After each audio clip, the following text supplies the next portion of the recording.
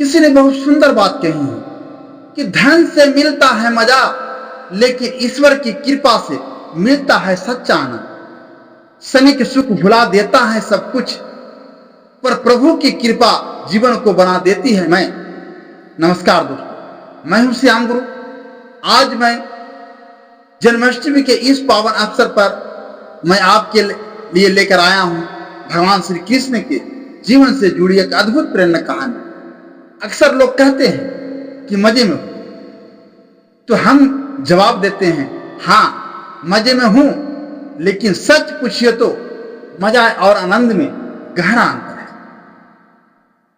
मजे तो तब होते हैं जब पास में पैसा होता है, लेकिन आनंद तब होता है जब जीवन में प्रभु की कृपा होती है। आज मैं आपको बताने जा रहा हूं कि भगवान श्री कृष्ण के प्रतीक उनका मोर पंख, उनकी बांसुरी, उनका मुकुट, उनका माखन, उनकी पायल और उनकी पीतांबर हमें जीवन जीने का वास्तविक मार्ग कैसे दिखाते हैं।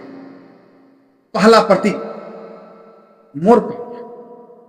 भगवान श्री कृष्ण का मुकुट तभी पूर्ण होता है जब उस पर मोर पंख सजा हो।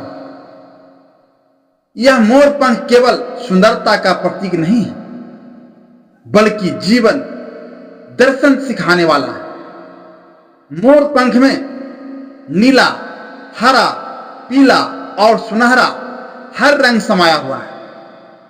यह हमें सिखाते हैं कि जीवन एक ही रंग से पूरा नहीं होता।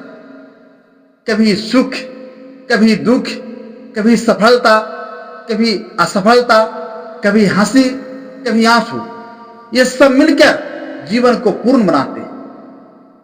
और देखिए, मोर पंख जितना सुंदर है उतना ही हल्का भी है। यही संदेश है कि ऊंचाई पर पहुंचकर भी विनम्र और जमीन से जुड़े रहना चाहिए। अगर सफलता हमें घमंडी बना दे तो वह मुकुट का बोझ बन जाती है, लेकिन अगर सफलता हमें झुकना सिखाए तो वही मुकुट हमारी शोभा बनती है। दूसरा प्रतीक बांसुरी। कृष्ण की बांसुरी खोखली है, लेकिन उसी खालीपन से मधुरतम संगीत निकलता है।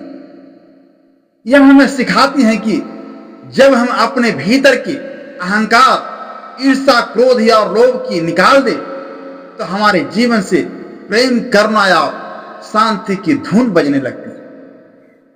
बांसुरी स्वयं कुछ नहीं कहती, लेकिन जो भी सुनता है उसका हृदय छू लेती है। वैसे ही हमें भी अपने शब्द से नहीं बल्कि अपने आचरण से लोगों के दिल जीतने चाहिए। तीसरा प्रतीक माखन। कन्हैया का बचपन माखन चोर के बिना अधूरा है। वे माखन चुराते थे, मित्रों के साथ बांटते थे और फिर सब मिलकर आनंद लेते थे। यह हमें सिखाता है कि मेहनत का मीठा फल अकेले खाने से आनंद नहीं आता। सच्चा आनंद तब आता है जब हम अपनी खुशियां बांटते हैं। माखन की सफेदी यह भी बताती है कि दिल जितना साफ या निष्कलंक होगा, जीवन उतना ही मीठा बने। चौथा प्रतीक मुकुट। राजाओं के मुकुट सोने, चांदी और भारी रत्नों से बने होते हैं, लेकिन श्री कृष्ण का मुकुट साधारण और हल्का है। यह संदेश देता है कि नेतृत्व का असली आधार सेवा भाव है, अहंकार नहीं।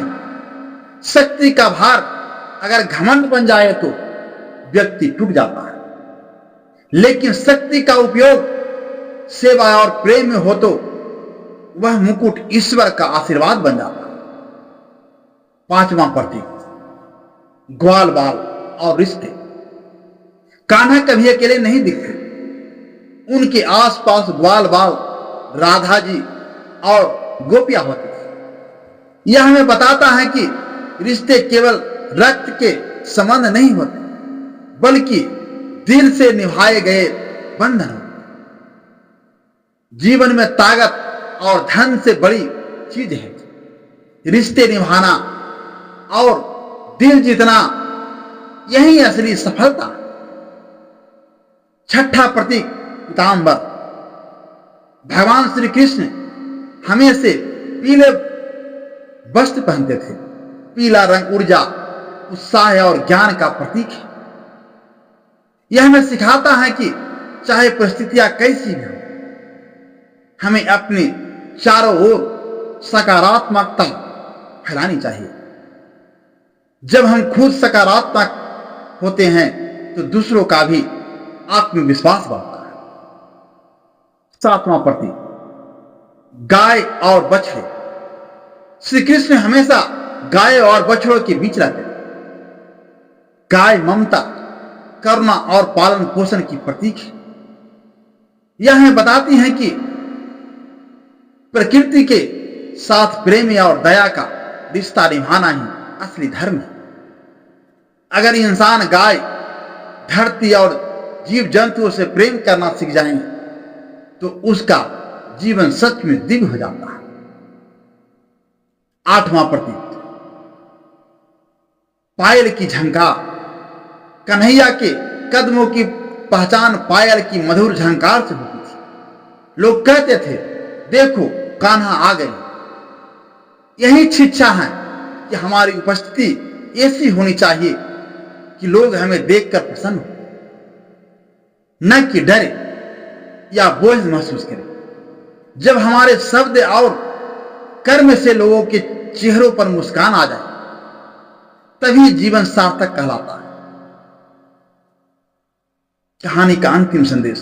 दोस्तों, भगवान श्री कृष्ण के ये प्रतीक मोर पंख, बांसुरी, माखन, मुकुट, पीतांबर, गाय, बछड़े और पायल सिर्फ सजावट नहीं है, यह गहरी जीवन शिक्षाएं हैं।